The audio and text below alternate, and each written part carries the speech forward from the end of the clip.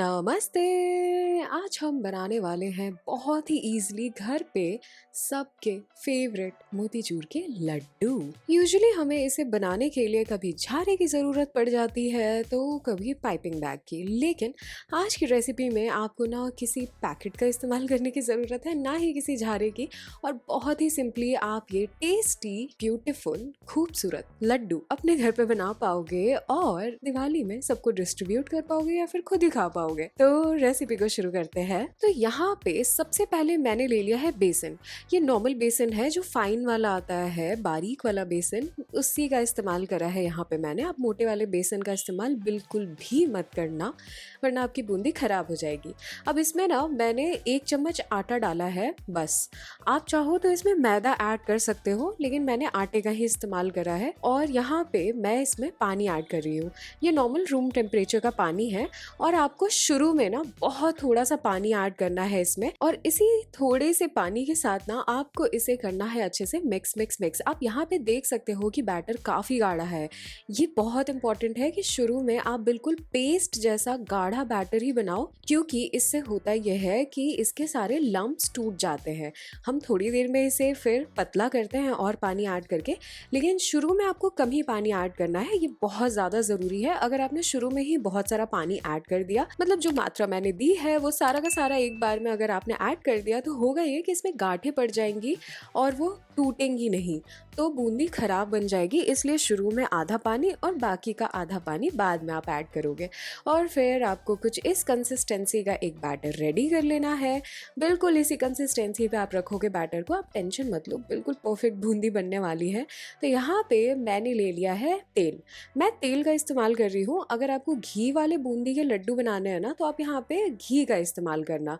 अब ये है झारा जो यूजुअली यूज़ होता है बूंदी बनाने के लिए, लेकिन आज हम करछी का इस्तेमाल करेंगे। ऐसी करछी तो सभी के घर में पड़ी होती है, तो इसी का इस्तेमाल करके आज हम बूंदी को बनाएंगे। अब यहाँ पे इस करछी के ऊपर से मैं बैटर को आराम आराम से पोर करूंगी। आपको बहुत ज़्यादा बैटर एक बार में नहीं डालना है, इस चीज़ का बहुत ध्यान रखोगे।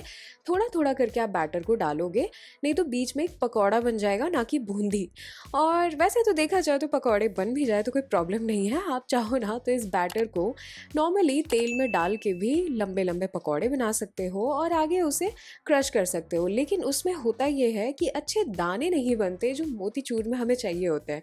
तो मैं इसी तरीके से करछी की सहायता से बूंदी रेडी करती हूँ पहले, और फिर उसे क्रश करके मोतीचूर के लड्डू बनाती हूँ। यहाँ पे 2 चीज़ों का ध्यान आपको रखना है। एक कि इसे हम तलते हैं मध्यम आंच पे, मतलब अगर आप बड़े बर्नर का इस्तेमाल कर रहे हो तो मध्यम आंच, छोटे बर्नर का करोगे तो आप तेज आंच पे इसे तल सकते हो, लेकिन लो फ्लेम पे आपको बूंदी को बिल्कुल नहीं बनाना है। आपको अपनी करछी को थोड़ा सा इस तरीके से प्लेस करना है कि वो ड्रॉप्स की तरह बैटर को गिराए। मतलब कि थोड़ा सा आप करछी को ऊपर रखते हो घी से, ज़्यादा भी ऊपर नहीं रखना आपको। जिस लेवल पे मैंने रखा है उसी तरीके से आप रखोगे, आप वीडियो में देख सकते हो। और यहाँ पे ना बस आपको जब बूंदी सारी डल जाती है ना, तो इसे चलाना है और चारों तरफ से अच्छे से सेक लेना है। एक चीज़ का आप ध्यान रखोगे कि आप ज़्यादा बैटर ऐड नहीं करोगे तेल में या घी में, जिसमें भी आप तल रहे हो। आप सिर्फ इतना ही बैटर गिराना और इतनी ही बूंदी एक बार में बनाना जितने में ये पूरा जो सरफेस है तेल का वो कवर हो जाए। मतलब कि अगर आपको बूंदी पूरे सरफेस पे, पूरी सतह पे तेल के नज़र आने लगे भरती हुई, तब आप रुक जाओगे। अगर आपने ज़्यादा बैटर ऐड कर दिया ना, भले आप करछी से उसे डालो, तो बीच में मैंने पहले भी बताया था पकौड़ा बन जाएगा, जो कि हम नहीं चाहते। तो इसलिए ये इम्पॉर्टेंट है कि आप इसी तरीके से बूंदी को बनाओ और तलो। टेम्परेचर और मात्रा दोनों बहुत इंपॉर्टेंट है बूंदी को बनाने वक्त। अब यहाँ पे मैंने सारी बूंदी को फ्राई कर करके टिश्यू पेपर पे फैला लिया था और रख लिया था थोड़ी देर के लिए। फिर इसे थोड़ा बहुत ऑयल जो भी होता है वो निकल जाता है, तब हम अब आगे बढ़ेंगे कुछ और चीज़ों को तैयार करने की ओर, क्योंकि इस बूंदी का ना ठंडा होना बहुत ज़रूरी है। तो तब तक बूंदी ठंडी होगी, तब तक हम चाशनी बना लेंगे। लेकिन चाशनी से पहले मैं यहाँ पे गरम करके पैन को ना बंद कर देती हूँ चूल्हे चूल्हे को और फिर उसमें केसर ऐड कर देती हूँ। ये ट्रिक मैंने पहले भी कई वीडियोस में बताई है, मैं इसमें भी बता रही हूँ। अगर आपको नहीं देखना तो आप थोड़ा आगे बढ़ सकते हो, लेकिन अगर देखना है तो आप देख लो। 30 सेकंड के लिए इस गरम पैन पे सिर्फ आप इस सैफरन को मतलब केसर को थोड़ा सा रोस्ट कर लोगे, मतलब भून लोगे। फिर हम इसे बाहर निकाल लेंगे फटाफट। आपको ज़्यादा नहीं भूनना सैफरन को, ये बहुत इंपॉर्टेंट है। अब मैं इसे डाल रही हूँ एक ओखली में और मैं इसे थोड़ा सा क्रश कर लूँगी, मतलब पीस लूँगी। फिर इसका थोड़ा सा बारीक पाउडर जब बन जाएगा तो मैं इसमें नॉर्मल पानी ऐड कर दूँगी, नॉर्मल ठंडा पानी है ये, और फिर इसे रख देंगे हम साइड। इसे हम बाद में इस्तेमाल करने वाले हैं। दोबारा से बिल्कुल धीमी आंच पे मैंने ले लिया है पैन और उसमें डाले हैं मगज के बीज। तो मगज के बीज को बिल्कुल धीमी आंच पे ही आपको थोड़ा सा रोस्ट करना है। जैसे ये चटकने लगे तो हम इसे बाहर निकाल लेंगे, इसे भी हमें बाद में इस्तेमाल करना है। अब उसी पैन में मैंने ऐड कर दी है चीनी, और चीनी को हल्का सा मैं फैला रही हूँ यहाँ पे, और फिर मैं इसमें पानी ऐड कर दूंगी। अब मैंने यहाँ पे ना खांड का इस्तेमाल करा है, इसलिए आपको येलोइश थोड़ा ये कलर नजर आएगा। आप नॉर्मल यहाँ पे अपने घर की चीनी इस्तेमाल कर सकते हो। मैं यूजुअली अपने किचन में खांड का ही इस्तेमाल करती हूँ, इसलिए मैंने यहाँ पे खांड ही ऐड करा है। फिर पानी डाल के ना हम चिपचिपी सी चाशनी बनाते हैं। चाशनी बहुत ज़्यादा पतली नहीं होगी और बहुत ज़्यादा गाढ़ी भी नहीं होगी, लेकिन इसका चिपचिपापन बहुत इंपॉर्टेंट है, नहीं तो लड्डू आपके बंधेंगे नहीं। तो यहाँ पे आप देख सकते हो कि ये चिपचिपी सी चाशनी रेडी हो गई है। तो यहाँ पे मैं सैफरन वाला वो मिक्सचर ऐड कर रही हूँ जो हमने शुरू में बनाया था। इसे ऐड करने के बाद अब हमें कुछ भी नहीं करना, इसमें बस हम थोड़ा सा केवड़ा वाटर ऐड कर देते हैं। इससे बहुत अच्छा फ्लेवर आता है आपके मोतीचूर के लड्डू में। अगर आपके पास केवड़ा एसेंस ना हो तो आप नॉर्मल इलायची का इसमें पाउडर ऐड कर लेना, और यहाँ पे इस चाशनी को ऐसे ही आप छोड़ दो। अभी हम बूंदी को रेडी कर लेते हैं ताकि इसी चाशनी में हम अब उसे ऐड कर पाए।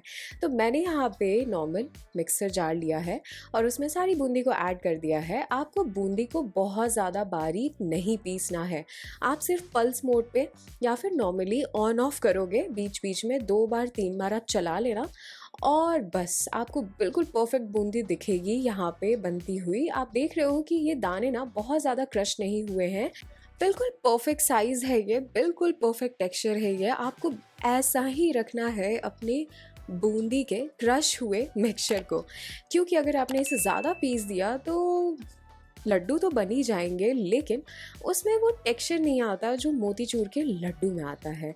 मतलब मोतीचूर है तो मोती तो दिखने चाहिए ना, तो ऐसे मोती हम रेडी कर लेंगे। अब दोबारा से चाशनी को हम रख लेंगे धीमी आंच पे और फिर इसमें ऐड कर देंगे बूंदी को। जब तक आप बूंदी को पीस रहे हो, ये बहुत इंपॉर्टेंट है कि चाशनी चूल्हे पे ना आप ऑन करके ही मत छोड़ देना, मतलब फ्लेम चालू मत छोड़ देना। यहाँ पे आपको इस बात का ध्यान रखना है कि जब आप बूंदी को ऐड करने वाले हो बस उसी वक्त आप धीमी आंच पे चाशनी को रख दोगे। अब यहाँ पे बिल्कुल धीमी आंच पे ही हम बस इस मिक्सचर को मिलाएंगे, मतलब चाशनी और जो ये मोती हमने बनाए हैं इन्हें हमें अच्छे तरीके से मिक्स करना है। तो आराम से आप इसे धीमी आंच पे इसी तरीके से पकाते जाओ। और यहाँ पे ना मैंने थोड़ा सा घी ऐड करा है, बहुत थोड़ा सा घी ऐड करा है, बस 1 चम्मच घी है ये, और इसका अच्छा सा फ्लेवर भी आ जाता है हमारे लड्डुओं में। तो यहाँ पे जैसे जैसे आप इसे पकाते जाओगे ना, ये मिक्सचर होता जाएगा थिक। आपको दिख रहा होगा कि ये मिक्सचर थोड़ा थिक हो रहा है। यहाँ पे मैंने थोड़ा सा कलर ऐड करा है। अगर आप कलर ऐड नहीं करना चाहते तो आप इसे स्किप कर दोगे। मुझे ऑरेंजिश कलर के ही लड्डू चाहिए थे ताकि दिवाली में बिल्कुल लगे कि मैंने इसे बाहर से ख़रीदा है। लेकिन आपको अगर सिर्फ टेस्ट से मतलब है और शुद्धता से मतलब है तो आप कलर को स्किप कर सकते हो, कोई ज़रूरत नहीं है कलर ऐड करने की। थोड़े येलोइश मोतीचूर के लड्डू बनेंगे, लेकिन ऑब्वियसली टेस्ट तो बिल्कुल सेम टू सेम होगा। अब यहाँ पे ना जब ये मिक्सचर बिल्कुल ड्राई हो गया है, आपको दिख ही रहा होगा, तब मैंने इसमें मगज के बीज ऐड कर दिए जो हमने भून कर रखे थे शुरू में। अब यहाँ पे ना इसे अच्छे तरीके से हम कर लेंगे मिक्स, और आप देख पा रहे हो कि चाशनी तो गायब हो चुकी है क्योंकि सारे मोती उसे पी चुके हैं। तो ये मिक्सचर बिल्कुल तैयार है। इसी तरीके का हमें मिक्सचर को रखना है, और यहाँ पे फ्लेम को आप बिल्कुल बंद कर दो और आप इसे उतार लो प्लेटफॉर्म पे। किचन प्लेटफॉर्म पे आप इसे ऐसे ही छोड़ दो और ये ठंडा हो जाए, थोड़ा ज़्यादा नहीं लेकिन थोड़ा।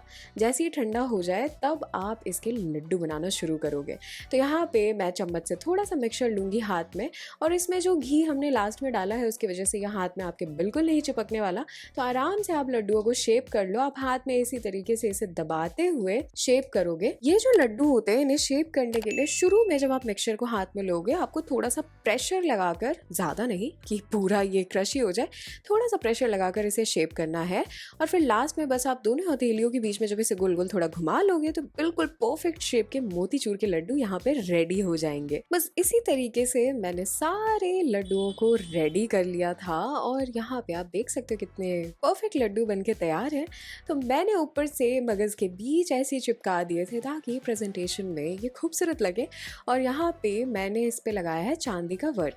अगर आपके पास चांदी का वर्क ना हो तो आप इसे स्किप कर सकते हो। जो चांदी का वर्क मैं यूज करती हूँ वो मशीन से बनी हुई होती है, पैकेट पे लिखा होता है और ये ऑनलाइन आपको बहुत ही इजीली मिल जाएगा। ऑफलाइन का मुझे आइडिया तो नहीं है लेकिन मैंने इसे ऑनलाइन खरीदा था। अब यहाँ पे आप देख सकते हो बिल्कुल परफेक्ट हमारे मोतीचूर के लड्डू रेडी हो गए हैं। आप इसे थोड़ी देर के लिए रूम टेम्परेचर पे ही बाहर छोड़ दोगे ढककर और फिर ये बिल्कुल परफेक्ट टेक्सचर का हो जाएगा। वैसे ये रेसिपी ना बिल्कुल खत्म हो चुकी है, तो जाओ बनाओ और मुझे बताओ कि रेसिपी आपको कैसी लगी। दिवाली की ढेरों शुभकामनाएं मेरी नमस्ते इट्स की फैमिली को एंड आई होप आपको ये रेसिपी पसंद आई हो। अगर आई हो तो लाइक का बटन जरूर दबा देना, मेरी थोड़ी सी हेल्प हो जाएगी। और ऐसी वीडियोस ऐसी रेसिपीज के साथ तो मुझे हर हफ्ते आना ही है, तो मेरे चैनल को भी सब्सक्राइब कर लेना। तब तक के लिए बाय बाय।